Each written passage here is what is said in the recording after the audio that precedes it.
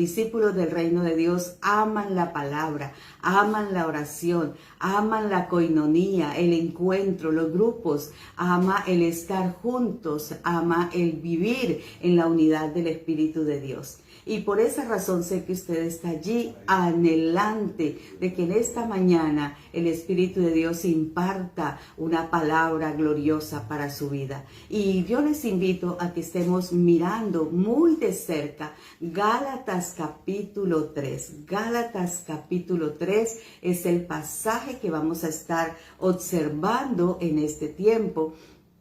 Y estamos bajo el tema Cristo, Cristo y Cristo, el único y suficiente para ser salvos y para mantenernos salvos, porque somos salvos por la gracia de Dios. Y hablar del tema de la gracia es entrar en una línea muy estrecha. Y hablar del tema de la gracia es entender que es un misterio, es una revelación que Cristo trae a nuestro espíritu. Por esa razón, en este momento vamos a hablar de una promesa gloriosa, una promesa que ha sido cumplida y es cumplida en el nuevo pacto. Y tú y yo somos miembros, descendencia de ese nuevo pacto. Por eso la Escritura nos anima a revisar lo que aquí está impartiendo la palabra del Señor a través del apóstol Pablo.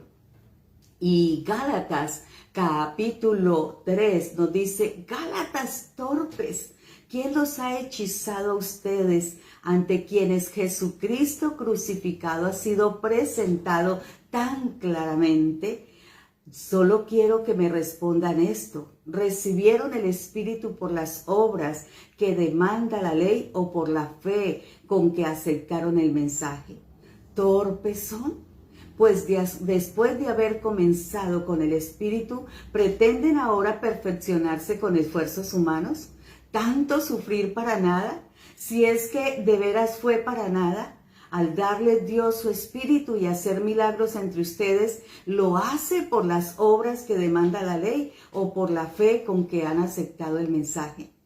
Y esta porción entra Pablo de plano, porque era un hombre directo y era una persona muy centrada en la verdad del Evangelio.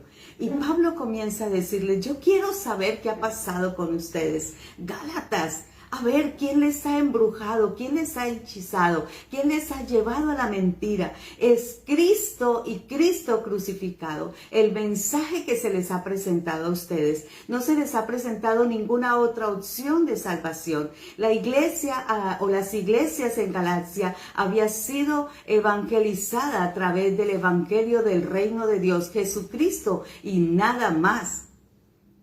Entonces ellos ahora están mezclando la gracia con la ley y vienen a los judaizantes y quieren judaizar a los gentiles. Y nosotros los gentiles no tenemos ley de judíos, porque no somos pueblo judío, somos gentiles, nación ahora adoptada o nacidos como hijos de Dios. Entonces por eso él comienza a hacerle estas preguntas y dice: solo quiero que me respondan. ¿Recibieron el Espíritu por las obras que demanda la ley o por la fe con la que aceptaron el mensaje? Iglesia, ¿ustedes son salvos por la fe o por cumplir una ley? Eso es lo que está diciéndole acá. O después de que han comenzado bien en el Espíritu, ahora pretenden perfeccionarse con esfuerzos humanos. Ustedes que son hombres espirituales y que han despertado, han encontrado en el nuevo nacimiento cómo su espíritu se une al Espíritu de Dios y se hace uno solo con Él. Ahora pretenden añadir esfuerzos humanos para ser salvos. ¿Tanto sufrir para nada? Además, al darle Dios su Espíritu, al hacer milagros entre ustedes, ¿ustedes creen que lo hacen por las obras que demandan la ley o con la fe con que han aceptado el mensaje? Cuando la salvación es por fe, el recibir el Espíritu Santo es por fe. Los milagros que Dios obra entre nosotros suceden porque creemos, no porque somos buenos y hacemos buenas obras o estamos ligados al legalismo, a las leyes, a las reglas, a los estatutos. ¿Saben una cosa? Todo lo hemos recibido por gracia, por fe, porque hemos creído en el Señor. Así como Abraham le creyó a Dios y esto se le tomó en cuenta como justicia. Y quiero que miremos que la descendencia de Abraham son aquellos que viven por la fe. Entonces, por medio de Abraham son benditas todas las naciones de la tierra, los gentiles también. Porque el Señor extendió su manto de amor, de misericordia, de gracia sobre nosotros los gentiles. Entonces Él dice, porque todos los que viven bajo la ley están bajo maldición. Así lo dice Gálatas 10b. Maldito todo el que no practica fielmente todo lo que está escrito en la ley. Entonces, si vamos a vivir conforme a la ley, no solamente nos circuncidamos, no solamente pagamos diezmos, no solamente somos sacrificados, no solamente guardamos unas fiestas y lunas nuevas, sino que tenemos que cumplir toda la ley. ¿Y qué del nazareato? ¿Y qué de otras demandas? Que aún ni siquiera podían untarse de muerto, porque era algo que estaba marcando inmundo a la persona. Por eso el Señor, cuando habla con Pedro, le dice, no llame inmundo a lo que yo ya he santificado. La ley no justifica a nadie delante de Dios. El justo vivirá por la fe. Tú y yo somos justificados por la fe en Cristo Jesús. Entonces, todo esto sucedió por medio de Cristo, ¿cierto? Ahora, ¿qué dice? Abraham vivió 500 años antes de que Moisés trajera la ley. Entonces, todo lo que Abraham recibió, lo recibió por la fe. Todo lo que Abraham recibe, lo recibe por la fe. ¿Qué recibe Abraham por la fe? Abraham recibe por la fe la siguiente promesa. Vamos a ver Gálatas desde el 15 en adelante para ustedes que están llevando la lectura. Vivir por la fe o guardar la ley. Y eso es lo que dice ahora esta porción. Dice, hermanos, voy a ponerles un ejemplo. Aún en el caso de un pacto humano, nadie puede anularlo ni añadirle nada una vez que ha sido ratificado. Y ahora bien, dice la Escritura, las promesas se le hicieron a Abraham y a su descendencia. Y yo dijera como muchas expresiones de los predicadores, y wow, cuando dice la Escritura, a los descendientes no, porque no se están refiriendo a muchos, sino a su descendencia, dando a entender uno solo, que es Cristo. Y yo dijera, ¡qué bien! Porque lo que quiero decir es esto, que la ley que vino 430 años después no anula el pacto que Dios había ratificado previamente. Y lo había dado a través de ¿quién? De Abraham. Y dice que fue dado a Abraham y a su descendencia. Pero la misma palabra aclara, no a los descendientes como si fueran muchos, sino a su descendencia, dando a entender uno, y este es Cristo el Señor. Y ahí está la conexión de esa promesa de fe a Abraham con nosotros, porque esa promesa es a su descendencia, a Cristo. Y ahora nosotros, los gentiles, en Cristo, somos en esa descendencia, de ese linaje y de esa promesa, termina diciendo aquí Gálatas capítulo 3. Entonces, ¿cuál es el propósito que hay allí? Dice, la ley fue añadida por causa de las transgresiones, hasta que viniera la descendencia a la cual se le hizo la promesa. ¡Qué bien! Entonces, la ley fue añadida hasta que. Y cuando decimos hasta que, está colocándose ahí un tiempo, ¿cierto? Hasta que viniera la descendencia a la cual se le hizo la promesa. ¿Ya vino Cristo? Claro, de pronto muchos del pueblo judío todavía no tienen este advenimiento de Cristo. Ellos aún no lo consideran que ha venido el Mesías. Pero nosotros hemos creído que Cristo ha venido y está en nosotros y habita en nosotros. Y el Cristo de la gloria es la descendencia a través del cual viene la promesa por la fe, la gracia, el amor incondicional. Y entonces esa promesa vino allí y está en él. La ley está establecida, dice acá, fue añadida por causa de las transgresiones hasta que viniera la descendencia a la cual se le hizo la promesa. Bendito es el nombre de Dios. Entonces, aquí no tenemos ningún conflicto entre la ley y la gracia. Ellos no se oponen. ¿Por qué? Porque la ley le sigue a la fe. Primero fue la promesa dada a Abraham y a su descendencia, a Cristo, a través del cual nosotros hoy estamos unidos a esa promesa, a esa herencia, ¿cierto? Y luego fue la ley 430 años después entregada a Moisés, ¿cierto? No se puede escoger la una y desechar la otra, pero sí digo que la gracia se impone porque la gracia es el don de Dios. Y después de que tú recibes el don, el amor incondicional de Dios, donde Él te libra de todo pecado, donde Él te imparte la libertad gloriosa de los hijos de Dios, ahora entonces todos podemos vivir para Él, complaciéndole a Él, agradándole a Él, dándole al Señor todo lo que nosotros somos. Y entonces si tú quieres para Dios vivir de manera correcta, para Dios lo vive. Si tú haces tu trabajo de manera integral, de manera pura, sana, correcta, sin inmiscuirse ni contaminarse, tú lo estás haciendo para Dios. Todo lo que ahora hacemos, lo hacemos para Él, porque Él está en mí y yo glorifico su nombre a través de todo lo que hago.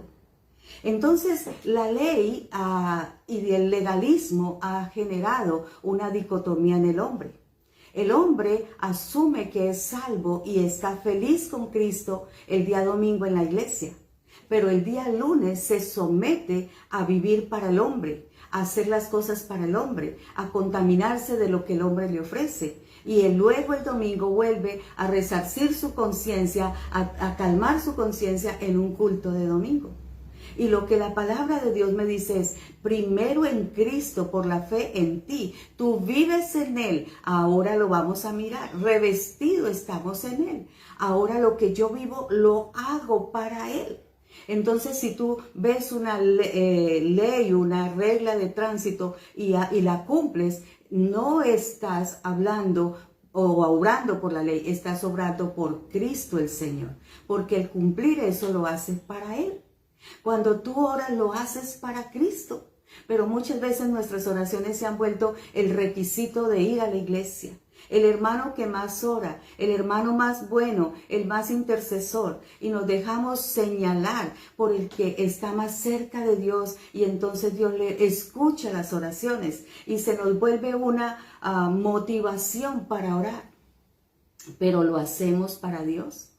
Entonces, todo lo que Dios dice es que cuando yo recibo su gracia, y su gracia liberadora, su gracia perdonadora, su gracia reconciliadora, me da paz para con Dios, también me da paz para con los hombres, y hace que todo lo que en mí se produce sea para Él. Vamos a ver un ejemplo. ¿Recuerdan ustedes de lo que son las correccionales, cierto? Y toman al menor y lo llevan allí. Y le imponen una cantidad de reglas que quizás él no tuvo en su casa, no fue indicada, se crió muy libre, etc. Y ellos asumen que imponer reglas transforma al hombre, que imponer reglas cambia al hombre, pero la verdad es que lo único que hace es que nuestra necesidad, nuestra incapacidad, nuestra condición de imperfectos, nos lleve a decir, necesito un ingrediente transformador en mi vida, y Él solamente es Cristo en el hombre.